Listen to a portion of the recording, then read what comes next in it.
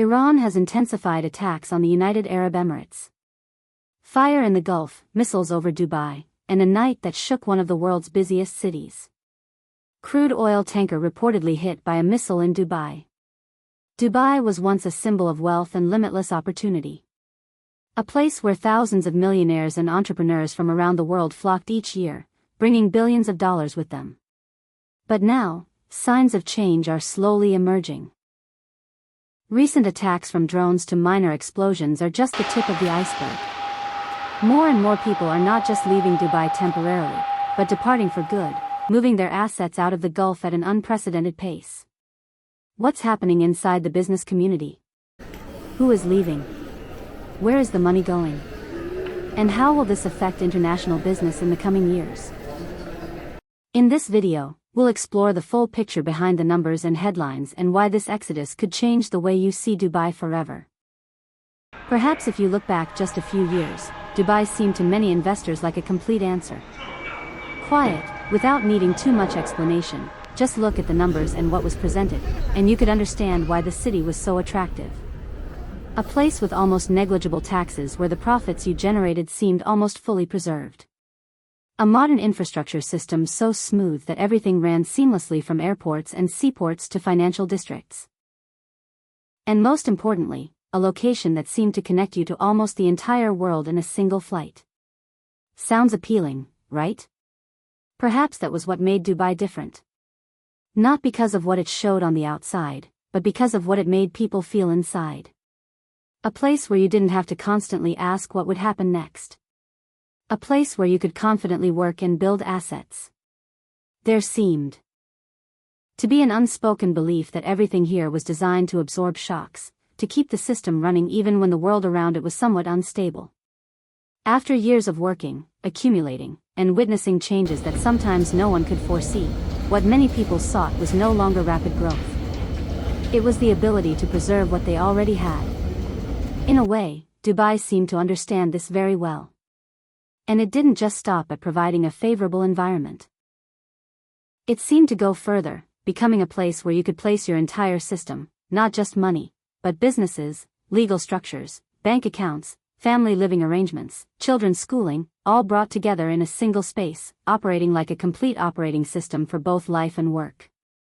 It made sense, even a lot of sense. But it is at this point that a question perhaps starts to arise, not immediately but gradually as people have time to think. What happens if everything you've built depends on the?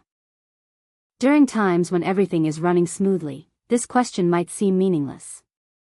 When flights are still taking off on time, when cash is still flowing, when transactions are processed quickly, concentrating everything in one place can even feel like an advantage. It's simple. It's efficient. It saves time. But for those who have lived long enough to see how the world operates, there's perhaps a slight caution, almost instinctive, because history, if it has one constant, is that no system is completely immune to risk. And no model, however well designed, can avoid being tested over time. And in 2026, Dubai is beginning to show its vulnerabilities. And many people are slowly waking up. At this point, do they still want to stay in Dubai? Stay with us to see what happens next. Perhaps if you only follow the evening news, it might feel like everything is still under control, that the disruptions are only temporary and the system will adjust itself as it always has. But it seems the real story is happening on a deeper, less talked about level. Within roughly 72 hours after the initial disturbances, the airport, one of Dubai's most critical connection points, appeared to halt operations for a significant period. And if you look closely, this wasn't just about passengers being stranded or schedules disrupted. For a hub like Dubai, the airport is almost like the central nervous system where all flows. People, capital, opportunities, converge. When that connection slows down, the impact isn't limited to flights. The entire transaction flow, deals, meetings, and investment decisions seems to begin slowing as well. At the same time, the Jebel Ali port, considered the region's gateway for goods, appeared to face serious disruptions. This is where most of the Gulf's imports and exports pass through. When operations there are disrupted, the effects can ripple far beyond the local area.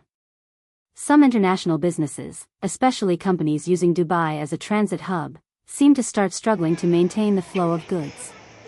Shipments were held in warehouses, transport routes were adjusted, and in some cases, carriers temporarily avoided the region altogether. Looking at the economic structure, it becomes clear that a very large portion of Dubai's revenue comes from these two systems, the airport and the seaport. So, when both encounter problems, even for a short time, the impact is likely no longer local. But perhaps what surprised many even more lies Минздрав in the tech Российской and Федерации finance готовит sectors. новую антитабачную концепцию, которая нацелена на снижение к Things often considered 2025 году invisible but critical to how the system operates. распространенности потребления There табака are signs среди that населения до technology 25%. infrastructure, including major data centers, was affected, causing service interruptions. And when technology falters, the financial system, which relies on it almost entirely, also seems to start showing unpredictable glitches. Some entrepreneurs, especially those running cross-border trade operations, likely felt this firsthand. Transactions that usually happened instantly were sometimes delayed. Some had to find alternative routes or simply wait. For those who have witnessed moments when the financial system suddenly stalls, this sensation might not feel unfamiliar. It's not a collapse, but a temporary standstill, enough to make every decision more cautious. And then there's another aspect less discussed in the media. Essential supplies. A country highly dependent on imports, especially food, can become far more sensitive to regional trade disruptions. When transport routes are affected and some key supplies temporarily stop exporting, the flow of essential goods seems to tighten as well. Reserve numbers may provide short-term reassurance. But for those with experience, they know reserves are just buying extra time, not a long-term solution. Meanwhile, deeper within the economy, signs of caution also start appearing. Capital raising slows down. Some businesses begin reconsidering staffing plans. International financial institutions, which once expanded aggressively in the region, may quietly be re-evaluating their present strategies. Individually, these events may not make a big story, but when viewed together, a different picture emerges. Not what's happening on the surface, but what's occurring beneath it. Who is really affected when this happens? If you're thinking it's the elite, you might want to think again. It seems that while the wealthy and entrepreneurs move capital and companies to Singapore or Hong Kong, most ordinary workers, especially expats, have no choice but to stay. These people, despite working hard every day, appear caught between a volatile global labor market and local realities. During these shifts, not everyone has the same options. And perhaps that's the key. Not everyone gets to decide when winds blow. A subtle sense of powerlessness creeps in for those left behind in stark contrast to the rush of the ultra-wealthy boarding planes to leave. Another observation many are starting to make is that the model of attracting millionaires and multinational corporations works very efficiently when things are stable. Capital flows in quickly, infrastructure is fully utilized, taxes are low, life is convenient. But the moment there is risk, like a few missiles passing over the airport, capital seems to disappear just as fast. You may have heard this before, but never felt it so sharply. This is how global capital moves. Nothing new, but becoming clearer. And for distant observers, that feeling can be both fascinating and slightly ironic. Clearly, Dubai is not a place to hold money long-term, but a transit hub. And transit hubs are highly sensitive to instability. It seems. Many are beginning to realize that Dubai, for all its glamour, was never really a home for the long term. Instead, it has functioned as a transit hub for wealthy individuals moving quickly between Asia, Europe, and the US.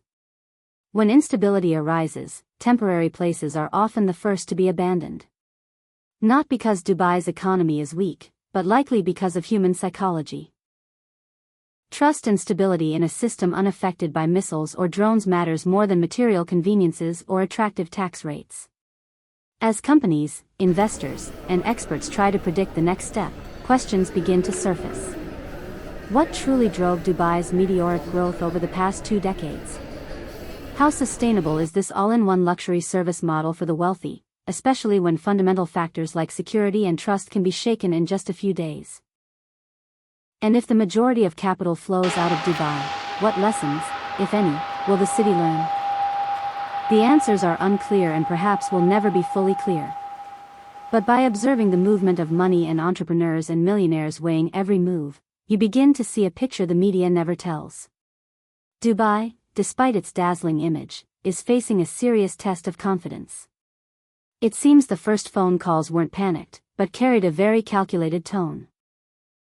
This is a world where corporate services, company formation, and cross-border payments in Hong Kong or Singapore operate daily, and now it seems people are truly seeing its complexity. What we're hearing at this moment seems unprecedented in recent memory. Financial lawyers in Singapore are overwhelmed with requests from Dubai clients. One of them said that in just 1 week, 6 or 7 out of 20 clients in Dubai had reached out. Each held roughly $50 million on average. 3 of them were planning to move their entire assets immediately. And one client even asked, "How fast can we move everything to Singapore? Not just part, but all of it." Another advisor noted that among 13 UAE clients they were tracking, more than half were seriously considering relocating an entire CEO's family to Hong Kong. Clearly, these were no longer small moves or experiments. It seems Asian investors who came to Dubai primarily to take advantage of tax benefits are beginning to rethink. Some are moving funds back to Hong Kong and Singapore. And this is certainly not a small flow. According to last year's data, the UAE holds roughly $700 billion in offshore financial assets. Of that, Asian capital accounts for about 1/4 of the more than 2,270 funds established in the UAE. Asia also represents 47% of the total multinational corporations attracted by the Dubai International Chamber in 2025. Notably, now the very people who once filled this capital pipeline are putting pressure on it. And the destinations they choose are not random. Not Dubai, but places that maintain a sense of stability, a transparent legal system, and trustworthy banking. Factors that many entrepreneurs now realize are more important than any tax benefits or luxurious amenities. And you're wondering where this enormous flow of money is going.